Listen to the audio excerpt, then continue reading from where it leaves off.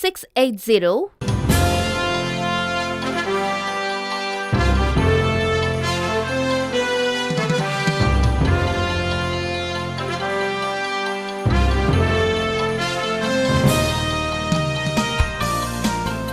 வணக்கம் நேயர்களே, இன்றைக்கி பார்க்க போனீங்கன்னா பிரேத சாபம் அப்படின்னு ஒரு தோஷம் இருக்குது. இது உங்கள் ஜாதகத்தில் பார்க்க போனீங்கன்னா மாந்தியோட ஒரு சில கிரகங்கள் சேர்ந்துருக்கிற ஒரு நிலை.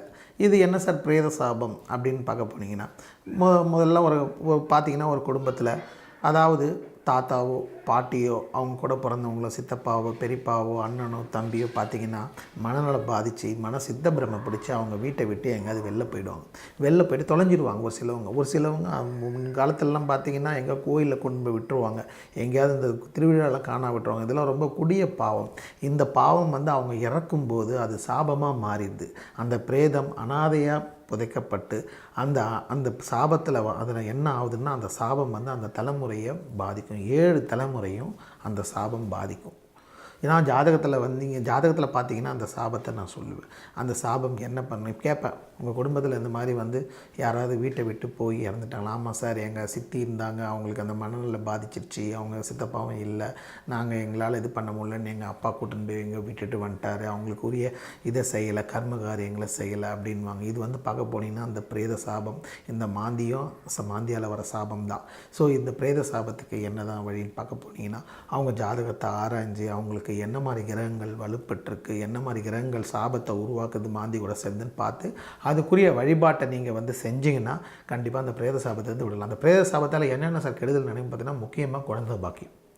என்கிட்ட ஒரு ஜாதகத்தில் பார்த்திங்கன்னா குழந்தை பாக்கியம், அந்த சாபத்தை சொல்லிவிடுவாங்க, குழந்தை பாக்கியம் உங்களுக்கு கிடையாது. எப்படின்னு பார்க்க போனீங்கன்னா அந்த சாபம் தான், பிரேத சாபத்தால் அவங்களுக்கு குழந்தை பாக்கியம் இருக்குது. ஒரு சிலவங்களுக்கு பார்த்திங்கன்னா கணவன் இறக்க மாட்டான், கல்யாணம் ஆகிருக்கும், இறந்துருவான். ஒரு சிலவங்க பார்த்திங்கன்னா மனைவியே இருக்காது. என்ன சார், ஒரு மனைவி கல்யாணம் பண்ண சரி இறந்துச்சு, 2வது மனைவி கல்யாணம்னா அதுவும் இறந்து போயிடுச்சு, என்னை விட்டுட்டு போயிடுச்சு. இது என்ன சார், அந்த பிரேத சாபம் தான். இது எப்படி சார் முன்னோர்கள் செஞ்சது? கண்டிப்பாக பாதிக்கும். அதாவது தன் தந்தை இருக்கும்போது தன் மகன் நிலையை பார்த்து கஷ்டப்படுறது ஒரு தந்தைக்கு மிகப்பெரிய ஒரு கொடுமையான ஒரு இது. என்னடா நமக்கு இருக்கிறது ஒரு புள்ள, இவ்வளோ சொத்து பத்து இருக்குது, அவன் புள்ள கஷ்டப்படுறானே அப்படின்றது இவங்களோட தந்தை தெரியாமல் அறியாமல் பண்ணியிருப்பார், இல்லைன்னா இவங்களுடைய தாத்தா செஞ்சுருப்பாங்க. இது வம்சா வழியாக குலத்தை பாதிக்கும். ஸோ இவங்க என்ன பண்ணால் அனாதை பிணங்களுக்கு 5 அனாதை பிணங்களுக்கு இவங்க கர்மகாரியங்கள் செய்தால் பலன்கள் ஓரளவு எதிர்பார்க்கலாம். அவங்களுக்கு அந்த தோஷம் விலகும். இவங்க அந்த ஊரில் பார்க்க போனீங்கன்னா அந்த பிரேத இதில் இப்போ ஹாஸ்பிட்டலில் பார்க்க போனீங்கன்னா அந்த அனாதை பிணம் இருக்கும். அதை எடுத்து ஒரு இதை வச்சு இந்த வேத ஓதுபொருளை வச்சு நீங்கள் அந்த பிரேத சாபம் அதுக்குரிய கர்மகாரியங்களை செஞ்சிங்கன்னா கண்டிப்பாக அந்த பிரேத சாபம் விலகும். இன்றைக்கி அதாவது உங்களுக்கு என்ன நட்சத்திரம், அந்த நட்சத்திரக்காரங்களுக்கு, அதாவது ஆயில்யம் நட்சத்திரக்காரங்களுக்கு என்ன மரத்தை வழிபாடு பண்ணுறதை சொல்கிறேன். இந்த ஆயில்ய நட்சத்திரத்தில் பிறந்தவங்களுக்கு புன்னை மரம். இந்த புன்னை மரம்ன்றது ஒரு சில கோயிலில் ஸ்தல விருட்சமாக இருக்கும்.